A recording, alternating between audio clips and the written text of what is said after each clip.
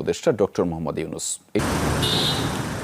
অন্তর্বর্তীকালীন সরকার গঠনের পর শিক্ষার্থীদের সাথে প্রথমবারের মতো প্রধান উপদেষ্টা ডক্টর মোহাম্মদ ইউনূসের মতবিনিময়। এই স্বপ্নের জন্য যারা প্রাণ দিয়েছে সেই স্বপ্নকে আমরা বাস্তবায়ন করবই। এটার থেকে আমাদের বেরিয়ে যাবার কোনো উপায় নেই। আমাদের প্রতিজ্ঞা রইল আমরা এটা করব। আমরা নতুন বাংলাদেশের অফিস এটা করেছি।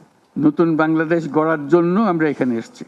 সেটা যেন সবাই মিলে আমরা করতে পারি। চাপ শুয়ে শুয়ে স্বপ্নের মধ্যে এরা ছিল, দুঃস্বপ্ন দেখছিল, আমরা শান্ত আনন্দ সহকারে লুটপাট করে যাচ্ছিলাম। হঠাৎ করে গোলমাল হয়ে গেল। তারা কি চুপচাপ বসে থাকবে? মোটেই না। খুব চেষ্টা করবে আবার তোমাদেরকে দুঃস্বপ্নের মধ্যে যাতে ঢুকিয়ে দেওয়া যায়, তারা শান্ত মতে আবার শান্তিতে আবার তাদের রাজত্ব চালাতে পারে। তারা চেষ্টার ত্রুটি করবে না। কাজে যে কাজ শুরু করেছো এই কাজ সমাপ্ত না হওয়া পর্যন্ত এর থেকে